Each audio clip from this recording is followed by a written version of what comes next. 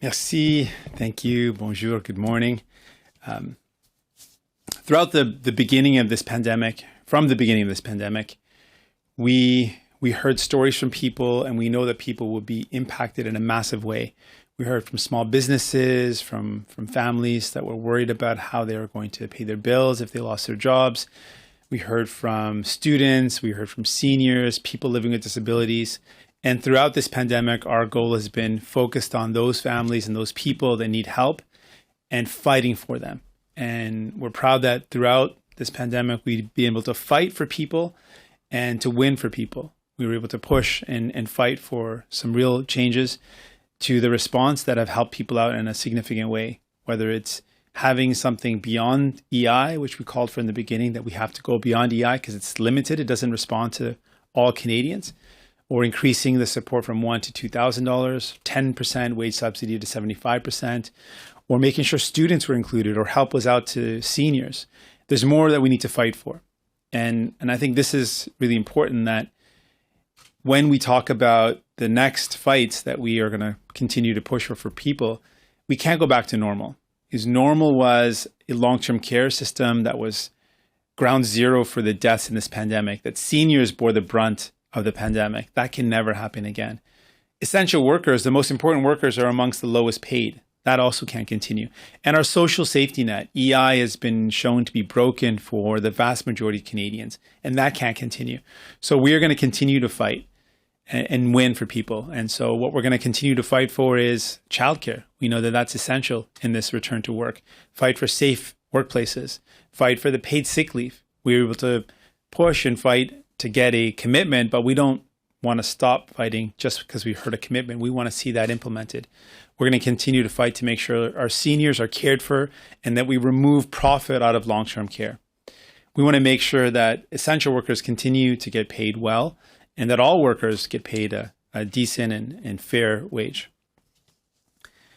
We want to make sure that in the return to work, we continue to put pressure to ensure that all workplaces are safe, and that what we need to do moving forward is to build a more resilient and fair Canada, so that if there is ever a second wave or any sort of future challenge or crisis we're faced with, we have the resilience in our social safety net. That EI has changed forever to be broader and able to respond to the needs of all Canadians.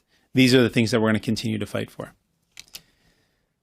Donc, pendant le commencement le début de cette pandémie, on a entendu les histoires des gens.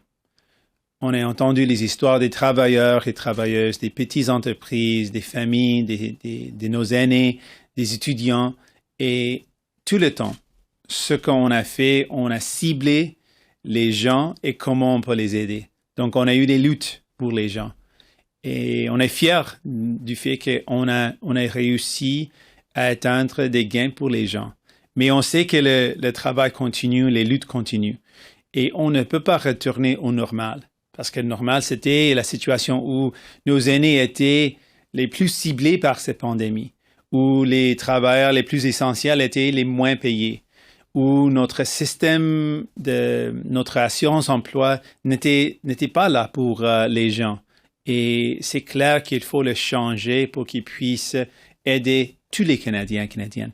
Donc, il y a beaucoup de travail à faire, beaucoup de travail qui reste et des luttes qui vont continuer.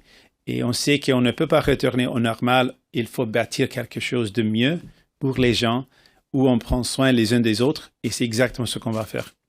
Thank you very much, and I'm ready to take any questions you might have. We'll now take some questions. Started with a question on the phone. With a quick reminder to reporters, one question, one follow-up. Nous allons maintenant prendre des questions, commençant par les questions au téléphone. Un petit rappel que c'est une question suivie par journaliste. Opératrice, avons-nous une première question? Thank you, merci. Please press star 1 at this time if you have a question. S'il vous plaît, appuyez sur étoile 1 maintenant pour poser une question. The first question, la première question, is from Alex Ballinghall from the Toronto Star. I'm sorry. Please go ahead. Good morning, Mr. Singh. Good morning, Mr. Ballinghall. The Civilian Review Complaints Commission for the RCMP says they receive about 2,500 complaints a year, but almost all of them are actually investigated by the RCMP itself, I'm told. And I wondered what you think about that basically the complaints about the conduct of RCMP officers are first investigated by the RCMP itself.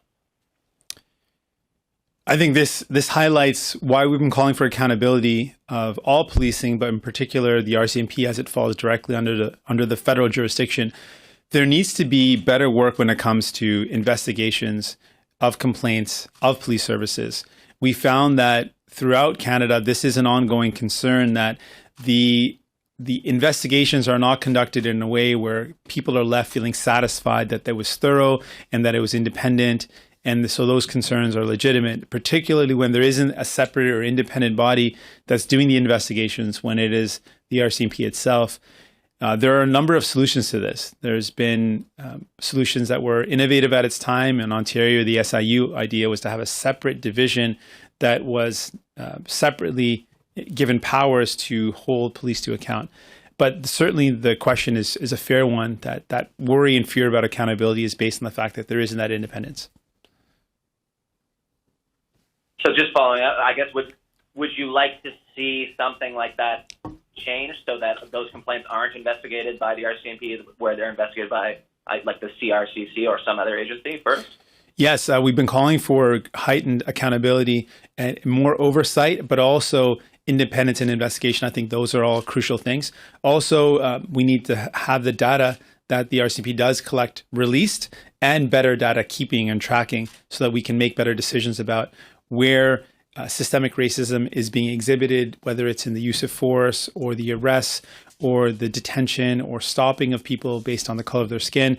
We need the evidence to, again, refine and improve policies. But we know that these anecdotally are happening. We know that systemic racism is happening. So more accountability and, yes, independent investigations would help to move forward in a positive way. Opératrice, prochaine question. Thank you. Merci. The next question, la prochaine question est de Linda Dib de la Presse canadienne. À vous la parole. Oui, bonjour, Monsieur Singh. Bonjour. Dites-moi, bonjour. La semaine dernière, vous disiez que vous vouliez 4 mois de prolongation pour la PCU dans un premier temps. Alors, je voudrais savoir pourquoi est-ce que ça vous a suffi les 2 mois qu'on vous a offerts pour que vous votiez avec le gouvernement cet après-midi. Merci pour la question.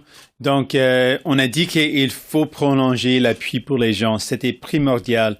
J'ai suggéré 4 mois, mais ce que je vais continuer de faire, c'est de pousser le gouvernement de donner des assurances après le mois d'août. C'est quoi le plan de match après ça? Parce que ça va jamais être le cas qu'au mois de août ou au fin de mois et les gens encore n'ont pas des emplois et encore le gouvernement attend jusqu'aux dernières semaines pour livrer un plan. Ce n'est pas acceptable.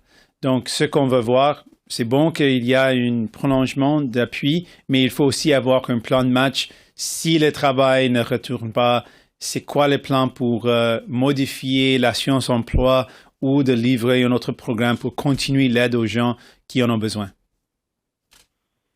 Oui, mais ce que vous aviez comme pouvoir, vous l'avez laissé aller parce que vous allez voter avec le gouvernement cet après-midi. Alors, elle sera où l'autre occasion pour vous d'obtenir ce que vous voulez, ça veut dire ce plan dont vous parlez ou une plus longue prolongation de la PCU?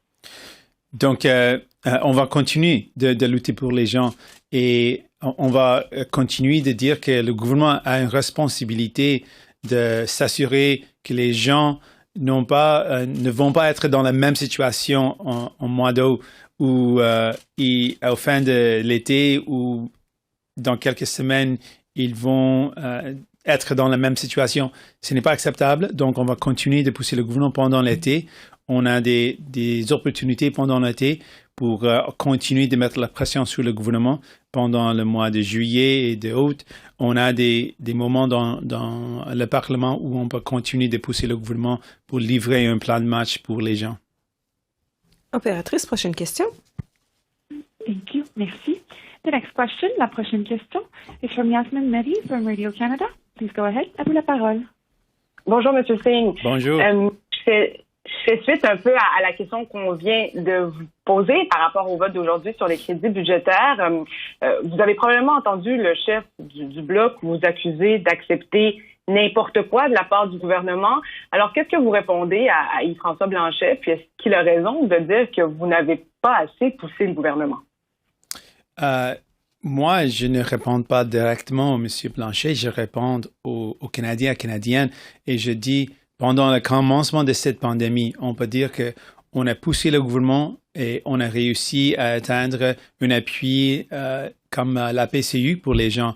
On a augmenté l'appui 1000 jusqu'à 2000.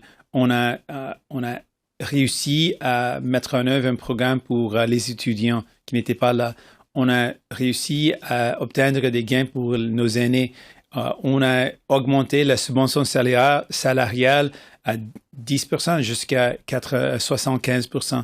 Donc, et on a réussi à atteindre des engagements pour un congé de maladie payé. Je dis aux Canadiens qu'on est fiers de le fait qu'on a réussi pendant cette pandémie à améliorer ou mettre en place tous les programmes livrés par le gouvernement fédéral et on va continuer de faire ça. Je pense que nous étions effectivement le seul parti qui a réussi à faire des gains pour les gens parce que pendant toute cette pandémie, notre but c'est d'améliorer les conditions pour les gens, d'aider des gens. Je m'occupe des gens. Autre dossier maintenant, le vote pour le Conseil de sécurité des Nations unies d'aujourd'hui. Est-ce que vous pensez que le Canada mérite un siège? Je pense que notre histoire était une histoire où on était une force pour la paix et la justice. Et je veux voir le Canada encore dans une position de promouvoir la justice et la paix. Et c'était notre histoire. Et je veux qu'on continue ce travail. We'll now take questions from the room and we'll ask reporters to make their way to the standing microphone. Please go ahead. Todd Lamarand, APTN. You've gone after the Prime Minister and I believe it was Chrystia Freeland on Monday for 2 days in a row about systemic racism in the RCMP, how the federal government could continue to support RCMP Commissioner Brenda Lucki. And I know at a press conference either yesterday or today you mentioned the concrete things that can be done right away that the Prime Minister can do. Why doesn't the NDP make that a condition that the federal government do something now in order to get continued NDP support?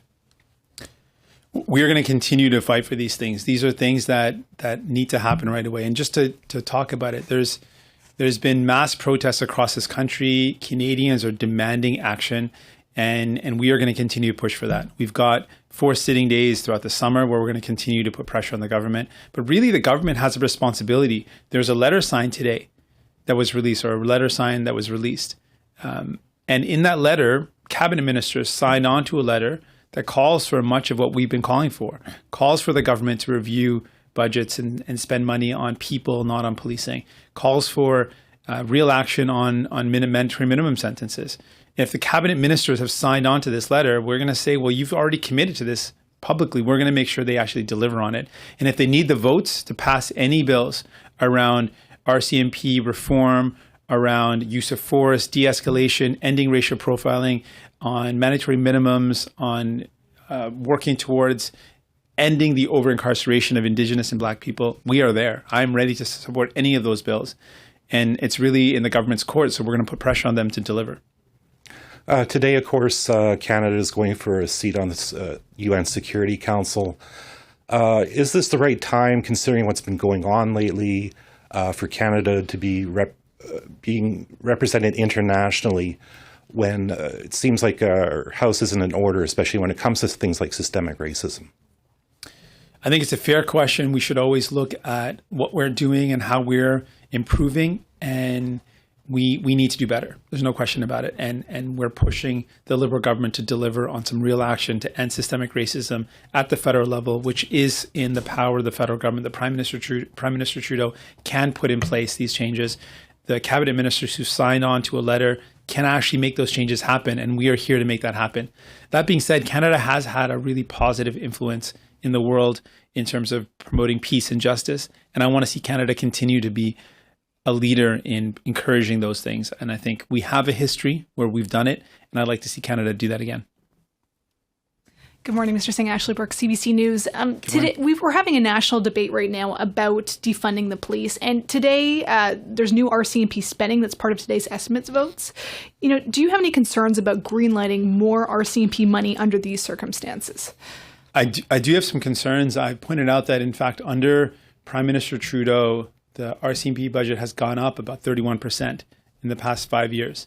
And I've been calling on the Prime Minister to do a review of that spending, to commit to some real changes, putting money towards healthcare response to healthcare crises. If someone has a mental health concern or a health wellness check, that it should be healthcare workers that respond to that, or social workers responding to that, and that are funded for that, not police. And so I'll continue to put pressure on the government to deliver on that. One of the things that we really needed was, and what Canadians really needed, was an extension of their CERB, and we were able to obtain that for people, and that's something really important. And how comfortable are you with the lack of scrutiny given to the spending estimates prior to today's votes?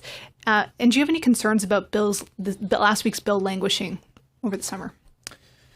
Well, last week's bill, we had concerns with the penalties, and we had concerns with the lack of support for all Canadians living with disabilities. That being said, we would be willing to support any help for Canadians living with disabilities. So if the government wants to bring forward a bill specifically about help for Canadians living with disabilities, we would support that. We're going to continue though to push for help that goes to everyone that needs it, particularly those who need it most, which are excluded by the government's proposal. So we are still able to push for that. And in terms of the time for debate, we know that things are limited given that we're in a pandemic, but we're confident that we're able to continue to push for real help to Canadians, and we were able to obtain that. Ian, any question? No? Have time to take a few more questions on the phone. Operator, do we have a next question? Yes. As a reminder, please press star 1 at this time. De nouveau, n'hésitez pas à appuyer sur étoile 1 maintenant pour poser une question. And the next question, la prochaine question, is from Corin Thompson from Omni Television Toronto. Please go ahead. Hi, Mr. Singh. After calls to defund the police and videos such as Chief Alan Adams' arrest, yesterday in the House, you asked Prime Minister Justin Trudeau if he's committed to a full-scale overhaul of the RCMP. The Prime Minister, though, responded saying he has confidence in the RCMP Commissioner, Brenda Lucki. How will you now continue to apply pressure on the Liberal government to combat systemic racism in the RCMP? And if I can please ask for you to respond in English and as well as Punjabi. Okay, sure. Put my language skills to the test. First off, yes, I asked the question because Indigenous leaders had expressed a lack of confidence in the RCMP Commissioner, given the fact the RCMP Commissioner, couldn't accept that there was systemic racism in the RCMP, and then changed the position. And I asked the Prime Minister to explain, well, why does the Prime Minister have confidence? What happened? Was there a conversation? Like, what was the basis for that confidence? And I didn't get an answer on that, and we'll continue to ask those questions. And secondly, I really believe, and I think many people are calling for an entire overhaul of the RCMP, because we need to reevaluate and be clear about the goal. The goal should be to protect and serve people. And what we're seeing is not that.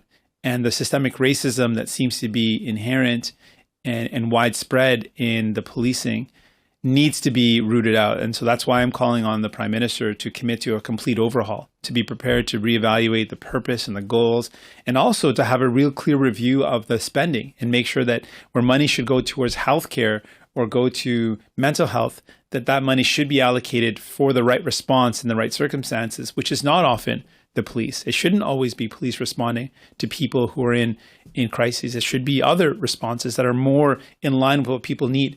So what I'm hoping to do is to continue to put that pressure. It seems like the cabinet ministers have signed on to a letter which has mirrored a lot of the things that we're calling for. And we're going to say, well, if you sign on to a letter, that's not good enough. You've got to actually make it happen. If you're a cabinet minister, you've got the responsibility to get it done. The Prime Minister can't just take a knee on one day and then not act on the next. He has to act. He has to then put in place some legislative and policy changes. And I can commit, if those changes are going to make the RCMP better and make sure that there's less, that ends systemic racism and that puts less emphasis on policing and more emphasis on healthcare, we're going to be there to support it. Oh, and Punjabi, thanks. Okay, hold on a second. ਉਹਨਾਂ ਕਿਹਾ ਆਪਾਂ ਕਹਿੰਦੇ ਆ ਕਿ ਜਿਹੜਾ RCMP ਉਹਨਾਂ ਦਾ ਜੋ ਤਰੀਕਾ ਹੈਗਾ ਬੜਾ ਸਾਫ਼ ਦਿਸਦਾ ਆ ਕਿ ਘੱਟ ਗਿਣਤੀ ਕੌਮਾਂ ਦੇ ਨਾਲ ਉਹ ਗਲਤ ਤਰੀਕਾ ਨਾਲ ਵਰਤੇ ਨੇ ਤਾਂ ਆਪਾਂ ਪ੍ਰਧਾਨ ਮੰਤਰੀ ਨੂੰ ਕਿਹਾ ਕਿ ਤੁਸੀਂ ਇਕੱਲਾ ਇੱਕ ਮੋਰਚਾ ਤੇ ਨਹੀਂ ਆ ਸਕਦੇ ਤੁਸੀਂ ਤੁਹਾਡੇ ਕੋਲ ਪਾਵਰ ਹੈ ਤੁਹਾਡੇ ਕੋਲ ਜ਼ੋਰ ਹੈ ਤੁਸੀਂ ਕੁਛ ਕਰ ਸਕਦੇ ਹੋ ਤੁਸੀਂ ਕਾਨੂੰਨ ਨੂੰ ਬਦਲ ਸਕਦੇ ਹੋ ਤਾਂ ਆਪਾਂ ਉਹਨੂੰ ਕਿਹਾ ਕਿ ਤੁਸੀਂ ਕਾਨੂੰਨ ਨੂੰ ਬਦਲੋ ਤੇ RCMP ਨੂੰ ਕਹੋ ਕਿ ਜਿਹੜਾ ਕੰਮ ਕਰਨਾ ਚਾਹੀਦਾ ਉਹ ਕਾਨੂੰਨੀ ਤੌਰ ਤੇ ਸਾਨੂੰ ਲਾਗੂ ਕਰਨਾ ਚਾਹੀਦਾ ਤੇ ਜਿਹੜੇ ਮੂਲ ਨਿਵਾਸੀ ਕੌਮਾਂ ਨੇ ਕਿਹਾ ਕਿ ਸਾਨੂੰ ਉਮੀਦ ਨਹੀਂ ਹੈ ਕਿ RCMP ਦੇ ਕਮਿਸ਼ਨਰ ਉਹ ਕੰਮ ਕਰ ਸਕਦੇ ਨੇ ਜੋ ਆਪਾਂ ਚਾਹੁੰਦੇ ਹਾਂ ਜਿਹੜੀ ਘੱਟ ਗਿਣਤੀ ਕੌਮਾਂ ਦੇ ਖਿਲਾਫ ਧੱਕਾਸ਼ਾਹੀ ਹੁੰਦਾ ਉਹਨੂੰ ਰੋਕਣ ਲਈ ਤੇ ਆਪਾਂ ਕਹਿ ਰਹੇ ਹਾਂ ਕਿ ਪ੍ਰਧਾਨ ਮੰਤਰੀ ਨੂੰ ਸਮਝਾਉਣਾ ਚਾਹੀਦਾ ਕਿ ਉਹਨੂੰ ਕਿਉਂ ਉਮੀਦ ਹੈ ਕਿ ਉਹ ਕਮਿਸ਼ਨਰ ਕਰ ਸਕਦੇ ਨੇ ਤੇ ਦੂਜੀ ਗੱਲ ਹੈ ਕਿ ਉਹ ਇਕੱਲੇ ਮੋਰਚੇ 'ਤੇ ਨਹੀਂ ਜਾ ਸਕਦੇ ਉਹਨੂੰ ਕੰਮ ਕਰਨਾ ਚਾਹੀਦਾ ਕਾਨੂੰਨੀ ਤੌਰ 'ਤੇ ਸਾਨੂੰ ਬਦਲਾਅ ਲੈ ਕੇ ਆਉਣਾ ਚਾਹੀਦਾ ਆਪਾਂ ਕਹਿ ਰਹੇ ਹਾਂ ਕਿ ਇੱਕ ਤਾਂ ਜਿੱਥੇ ਸਿਹਤ ਸੇਵਾਵਾਂ ਦੀ ਕੋਈ ਗੱਲ ਹੋਵੇ ਜੇ ਕੋਈ ਚੰਗਾ ਮਹਿਸੂਸ ਨਹੀਂ ਕਰਦਾ ਉਹਨੂੰ ਇੱਕ ਹੈਲਥ ਕੇਅਰ ਵਰਕਰ ਦੀ ਲੋੜ ਹੈ ਨਾ ਕਿ ਪੁਲਿਸ ਦੀ ਲੋੜ ਸੋ ਉੱਥੇ ਆਪਾਂ ਪ੍ਰੈਸ਼ਰ ਪਾਵਾਂਗੇ ਕਿ ਪੈਸੇ ਜਾਣਾ ਚਾਹੀਦੇ ਸਹੀ ਕੰਮ ਵਾਸਤੇ ਹੈਲਥ ਕੇਅਰ ਵਾਸਤੇ ਲੋਕਾਂ ਦੀ ਮਦਦ ਵਾਸਤੇ ਨਾ ਕਿ ਪੁਲਿਸ ਵਾਸਤੇ ਜਿੱਥੇ ਜਦੋਂ ਆਪਾਂ ਦੇਖਦੇ ਹਾਂ ਕਿ ਉਹ ਘੱਟ ਗਿਣਤੀ ਕੌਮਾਂ ਦੇ ਨਾਲ ਧੱਕਾਸ਼ਾਹੀ ਕਰਦੇ ਨੇ ਤੇ ਗਲਤ ਕੰਮ ਕਰਦੇ ਨੇ Follow up? Thank you, Mr. Singh. You've had experiences in the past with police checks and interaction with police in your own personal experiences. Now, my question to you is, these experiences that you've had in the past, how do you expect to shape reforms for the system?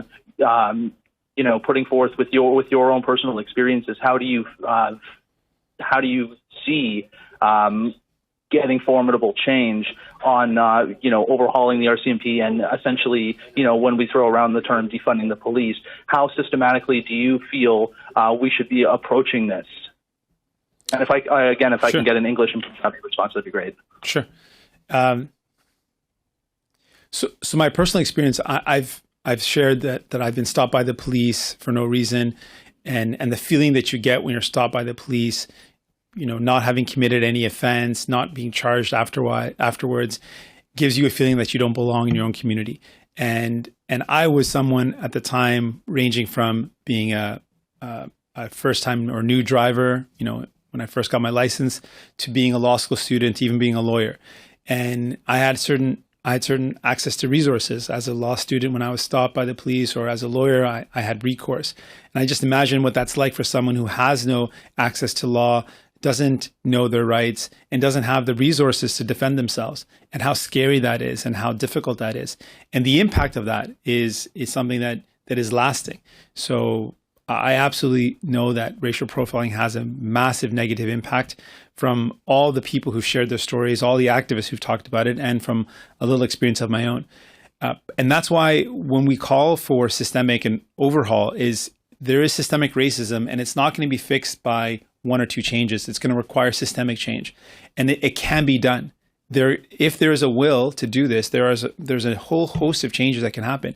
And I've listed some of them, but just to clarify, de-escalation as a priority. When police are called to deal with a situation, often we see the approach, the aggressive commands, the quick display of weapons as escalating the conflict as opposed to de-escalating. And there needs to be a focus on de-escalation.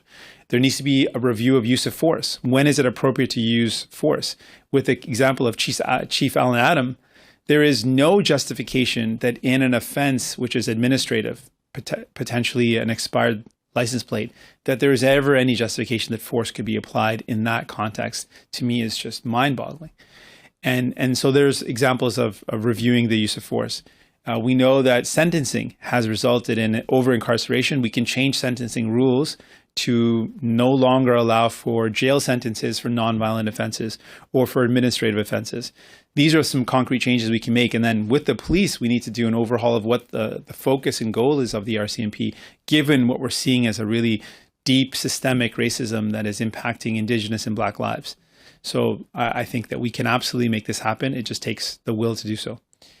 ਤੇ ਪੰਜਾਬੀ ਦੇ ਵਿੱਚ ਜੋ ਮੈਂ ਆਪ ਮਹਿਸੂਸ ਕੀਤਾ ਕਿ police ਨੇ ਮੈਨੂੰ ਬਿਨਾਂ ਮਤਲਬ ਤੋਂ ਰੋਕਿਆ ਕੋਈ ਚਾਰਜ ਨਹੀਂ ਸੀ, ਕੋਈ ਕਾਰਨ ਨਹੀਂ ਸੀ, ਸਿਰਫ ਕਿਉਂਕਿ ਮੈਂ ਸ਼ਾਇਦ ਅਲੱਗ ਲੱਗਦਾ ਸੀਗਾ ਤੇ ਮੈਨੂੰ ਰੋਕਿਆ, ਮੈਨੂੰ ਜਿੱਦਾਂ ਔਖੇ ਹੋ ਕੇ ਬੋਲਿਆ। ਤੇ ਮੈਨੂੰ ਪਤਾ ਕਿ ਬਹੁਤ ਸਾਰੇ ਬੰਦੇ ਨਾਲ ਇੱਦਾਂ ਹੁੰਦਾ ਆ। ਤੇ ਮੈਂ ਤਾਂ ਉਦੋਂ ਬਚਪਨ ਤੋਂ ਜਦੋਂ ਮੈਂ ਕਹਿ ਲਓ ਗੱਡੀ ਚਲਾਉਣ ਲੱਗਿਆ, ਉਦੋਂ ਤੋਂ ਜਦੋਂ ਮੈਂ ਵਕੀਲ ਬਣਿਆ ਕਈ ਵਾਰੀ ਮੈਨੂੰ ਰੋਕਿਆ ਗਿਆ। ਤੇ ਜਦੋਂ ਮੈਂ ਵਕੀਲ ਬਣ ਰਿਹਾ ਸੀਗਾ, ਪੜ੍ਹਾਈ ਕਰ ਰਿਹਾ ਸੀ, ਜਦੋਂ ਮੈਂ ਵਕੀਲ ਬਣਿਆ ਤਾਂ ਮੈਨੂੰ ਰੋਕਿਆ। ਤਾਂ ਮੈਨੂੰ ਕੋਲ ਸਹੂਲਤ ਸੀਗੇ, ਮੈਨੂੰ ਪਤਾ ਸੀਗਾ ਕਿ ਮੇਰੇ ਕੀ ਹੱਕ ਨੇ।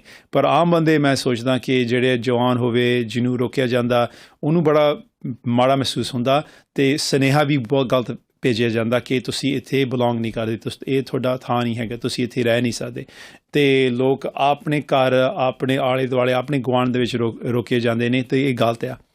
ਤੇ ਇਸ ਕਰਕੇ ਮੈਂ ਚੇਂਜ ਬਦਲਾਅ ਲੈ ਕੇ ਆਉਣਾ ਚਾਹੁੰਦਾ ਜੋ ਸਿਸਟੈਮਿਕ ਆ, ਕਿਉਂਕਿ ਜੇ ਆਪਾਂ ਢਾਂਚਾ ਨੂੰ ਬਦਲਣਾ, ਜੇ ਢਾਂਚਾ ਹੀ ਖਰਾਬ ਹੈ ਤਾਂ ਢਾਂਚਾ ਨੂੰ ਬਦਲਣਾ ਪਊਗਾ। ਸੋ ਇਹਦੇ 'ਚ ਆਪਾਂ ਇਹ ਕਹਿ ਰਹੇ ਹਾਂ ਕਿ ਇੱਕ ਤਾਂ ਜਦੋਂ ਪੁਲਿਸ ਜ਼ੋਰ ਵਰਤੇ ਨੇ ਕਿ ਕਿਉਂ ਵਰਤਣ ਤੇ ਕਦੋਂ ਵਰਤਣ ਤੇ ਕਿਵੇਂ ਵਰਤਣ, ਇਹ ਸਾਰਾ ਕੁਛ ਰਿਵਿਊ ਹੋਣਾ ਚਾਹੀਦਾ, ਖੋਜ ਹੋਣੀ ਚਾਹੀਦੀ ਕਿ ਕਦੋਂ ਸਹੀ ਹੈ ਕਦੋਂ ਨਹੀਂ ਹੈ। ਤੇ ਆਪਾਂ ਦੇਖਦੇ ਕਿ ਜਦੋਂ ਕੋਈ ਸਮੱਸਿਆ ਹੁੰਦਾ, ਜਦੋਂ ਕੋਈ ਕੌਨਫਲਿਕਟ ਹੁੰਦਾ, ਪੁਲਿਸ ਆ ਕੇ ਉਹਨੂੰ ਹੋਰ ਗਰਮ ਕਰਦੇ ਨੇ ਠੰਡੇ ਕਰਨ ਦੇ ਬਜਾਏ। ਤੇ ਇਹ ਇੱਕ ਪਾਲਿਸੀ ਹੈ ਡੀ ਐਸਕੇਲੇਸ਼ਨ, ਨੂੰ ਠੰਡਾ ਕਰਨਾ ਤੇ ਸ਼ਾਂਤੀ ਨਾਲ ਜਿਹੜਾ ਕੋਈ ਮਾਹੌਲ ਹੋਵੇ, ਔਖਾ ਮਾਹੌਲ, ਉਹਨੂੰ ਸ਼ਾਂਤੀ ਨਾਲ ਲੋਕਾਂ ਦੇ ਜਿਹਦਾ ਹੱਲ ਲੱਭਣਾ, ਇਹ ਜ਼ਰੂਰੀ ਗੱਲ ਆ। ਤੇ ਆਪਾਂ ਕਿਹਾ ਕਿ ਜਿਹੜੀ ਘੱਟ ਗਿਣਤੀ ਕੌਮਾਂ ਦੇ ਖਿਲਾਫ ਧੱਕਾਸ਼ਾਹੀ ਹੁੰਦਾ ਜਾਂ ਰੇਸਿਜ਼ਮ ਹੁੰਦਾ, ਉਹਨੂੰ ਰੋਕਣਾ ਚਾਹੀਦਾ। ਤੇ ਆਪਾਂ ਰੋਕ ਸਕਦੇ ਹਾਂ ਕਾਨੂੰਨੀ ਤੌਰ 'ਤੇ ਤੇ ਪਾਲਿਸੀ ਤੌਰ 'ਤੇ। ਤੇ ਇਹ ਸਾਰਾ ਕੁਛ ਕਰਨਾ ਚਾਹੀਦਾ ਤੇ ਆਪਾਂ ਇਹਦੇ ਬਾਰੇ ਕੰਮ ਕਰਾਂਗੇ, ਕਿਉਂਕਿ ਹੋਣਾ ਕੀ ਚਾਹੀਦਾ ਕਿ ਹਰੇਕ ਨੂੰ ਇਹ ਮਹਿਸੂਸ ਹੋਣਾ ਚਾਹੀਦਾ ਕਿ ਜਦੋਂ ਪੁਲਿਸ ਆਉਣ ਉਹ ਆਮ ਲੋਕਾਂ ਵਾਸਤੇ ਕੰਮ ਕਰਨ, ਨਾ ਕਿ ਤੁਹਾਨੂੰ ਇਹ ਮਹਿਸੂਸ ਹੋਵੇ ਕਿ ਜੇ ਤੁਸੀਂ ਘੱਟ ਗਿਣਤੀ ਕੌਮ ਤੋਂ ਬਿਲੋਂਗ ਕਰਦੇ ਹੋ ਤਾਂ ਤੁਹਾਨੂੰ ਕੁਛ ਮਾੜਾ ਹੋਊਗਾ ਜਾਂ ਤੁਹਾਨੂੰ ਕੋਈ ਧੱਕਾਸ਼ਾਹੀ ਹੋਊਗਾ। ਉਹ ਹੋਣਾ ਨਹੀਂ ਚਾਹੀਦਾ ਤੇ ਇਹਨੂੰ ਆਪਾਂ ਰੋਕਣਾ ਚਾਹੁੰਦੇ ਹਾਂ। And we'll now take Mr. Singh. Thanks. We'll now take one last question in the room. Ian? Mr. Singh, with CT News. I've inspired a question. Yeah. We've talked a lot about what needs to be done with the RCMP going forward, and a lot because we're talking about systemic issues. These are, a lot of the time they take longer to fix. What are some practical short-term things we can do right now at a federal level with regard to the RCMP so we can prevent more situations like what happened to Chief Alan Adam in Fort McMurray, those types of situations? Sure. Thank you for the question. I would say the immediate things that would take a very quick legislative change, and we've got examples in Ontario where we suggested some changes and some of them were made, not all of them, but to end racial profiling. So to end carding or street checks or the arbitrary detention of people based on the color of their skin. There could be an express prohibition of that. Now, people are going to say that it's against the charter anyways, and it is, but it still happened in Toronto, one of the most diverse cities in the world. So it was only after regulation changes were brought in that specifically and expressly prohibited it that actually we saw a reduction in the stops. It didn't mean it ended because there were some loopholes in those regulations that should not have been there. But we can actually expressly prohibit that. That's one step I think that could happen right away. There could be we want an extensive review of use of force, but there could be some immediate policy changes to use of force. Like when is it appropriate and when is it clearly not appropriate? That could be clear. If there's an administrative offense, there doesn't need to be an arrest. There could be a ticket or a fine that's sent to someone's home, confirm their residence and send it to their home. There doesn't need to be an aggressive interaction in an administrative offense like a expired license plate. So those are some immediate things. De-escalation, there could be an emphasis that police are sent a clear mandate letter that there needs to be a focus on de-escalation. The police job should not be to go in with aggressive commands, which is the approach, aggressive commands, shouting them, ordering people to comply. That approach doesn't work. In a high tense situation, it creates more tension. And then finally, we can make a clear shift towards our resources. That money should be spent on healthcare workers to respond to many situations rather than policing. And so when we think about a wellness check, or we think about a mental health check, in all these cases, it should not be an RCMP officer or any police officer responding. It should be a healthcare worker that might be supported by additional supports, but it shouldn't be armed police officers knocking on your door if there's a wellness or a healthcare or a mental health concern. Like that does not make any sense. So those are some immediate things that we can put in place. And just again, to remind the government, if any of these legislations or any of these ideas are considered, we are willing to support them. And the government has no excuse not to bring them forward. They have a ready and willing partner. Me as leader of the New Democratic Party, I'm ready to do that. And I know you already spoke a bit about the Security Council, but the vote on that is today. And I'm just wondering if you can give us an answer to why do you think Canada deserves to be on that Security Council seat? And should we win it, what do you hope we do with that newfound position? I think about the role that we've played historically in the world. And Canada has played a positive role. And we promoted, in a lot of cases, peace. We promoted disarmament. We've promoted justice. And I want to see Canada play that same role again. I think that the world needs that voice that's willing to promote justice and promote peace and be at force for good, that force for diplomacy. We've had a history of showing diplomacy is the preferred way to resolve conflicts as opposed to other more aggressive solutions, that diplomacy is the way. And I think that we can continue to play that positive role. And that's what I'd like to see Canada do. If we win the council seat, I want to see Canada play a constructive and positive role to encourage peace and to encourage justice, to encourage diplomacy. That's how we're going to build a better world where we work together, where we solve problems together. We're faced with a global pandemic that requires us working collaboratively around the world. And I want to see Canada play a role to encourage that. Ceci met fin à la conférence de presse. This concludes the press conference. Thank you. Merci. Thank you.